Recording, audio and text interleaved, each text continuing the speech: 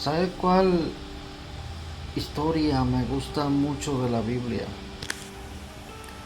La historia del profeta no conocido, el joven profeta en el libro de los jueces. Cuando Jeroboam estaba sacrificando en un altar que había hecho para que el pueblo de Dios se alejara del templo de Israel. Es muy larga la historia, puede ser. Sucede que Jeroboam, el hijo de Salomón, tomó el control porque ya Salomón había muerto. Entonces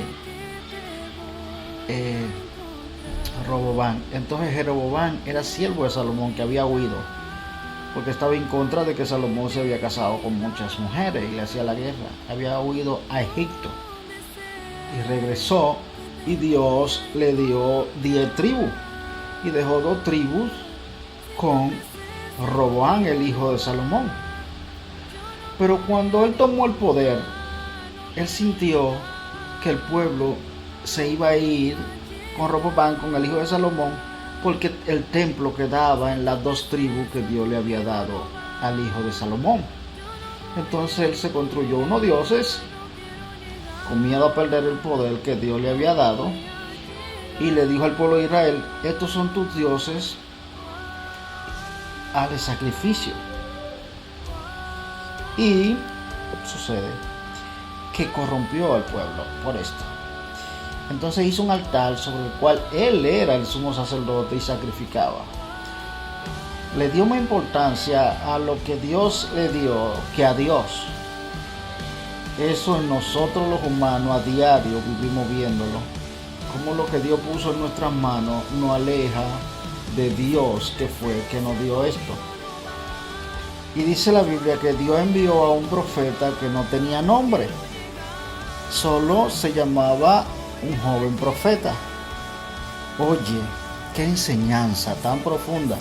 Un joven profeta que fue donde Jeroboam y le dijo: altar, quiébrate. Y el altar se quebró. Para mí es el profeta más grande de la Biblia. Un joven que no tenía nombre, pero que escuchó que Dios le dijo: ve, y fue. Y cuando Jeroboam extendió su mano para decirle a sus ejércitos: arréstenlo, la mano se le quedó seca, así en el aire, que no podía bajarla, se le secó por señalar a un hombre de Dios sin nombre. Y después él se humilló desde un profeta de Dios, se humilló y fue donde el profeta: por favor, ora por mí, para que mi mano sea restaurada.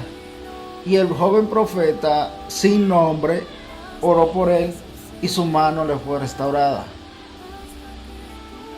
Y el rey ya de las 10 tribus que Dios le había dado, después que el joven profeta le dio el mensaje, él quiso volverlo millonario.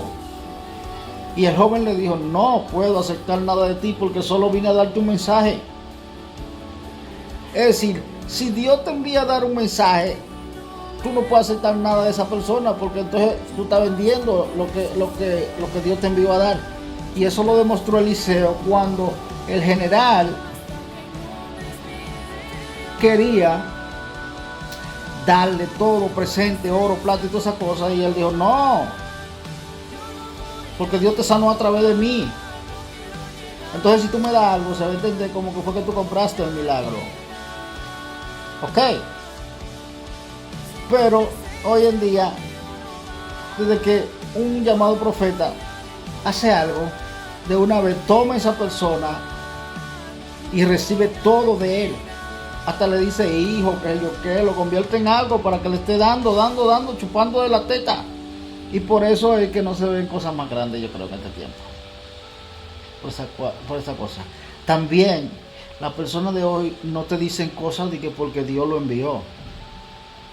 Te dicen cosas para sentir que son superiores a ti y que tú eres un pecador inferior. Me explico. Yo estoy en pecado, hice algo malo y uno de ellos lo sabe en secreto. No fue que le fue revelado. Ellos vienen donde mí: Héctor Luis, Tú tienes que levantarte, tienes que volver a redil, tienes que volver, tienes que ponerte la pila. No es que quieren de que yo me levante. Es que quieren sentir que son superiores, que ellos están fuera del pecado y que yo estoy en pecado. Pero no es porque Dios lo ha enviado.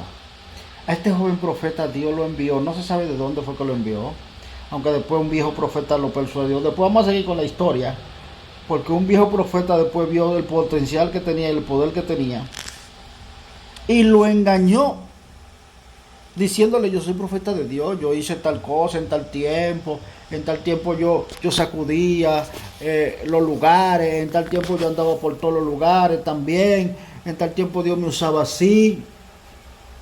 Aprende, joven profeta, aprende. En tal tiempo, qué sé yo qué, yo di tanta campaña, en tal año, qué sé yo qué, mira, ven conmigo. Pero Dios no te mandó para ese viejo profeta. Dios te envió para una misión y dijo: si te apartas de ahí, te mueres, como ese profeta está muerto. Y dice la Biblia que Dios le dijo que no desobedeciera, que volviera, cuando diera el mensaje, no comiera ni bebiera ahí en esa ciudad y fuera de nuevo a donde Dios lo había dicho, para mandarlo a una misión más grande quizás. Pero este profeta lo engañó. No, Dios me dijo que te lleve a comer, a beber y qué sé yo qué. Y yo era profeta. Y era verdad que él era profeta, pero ya su tiempo había pasado.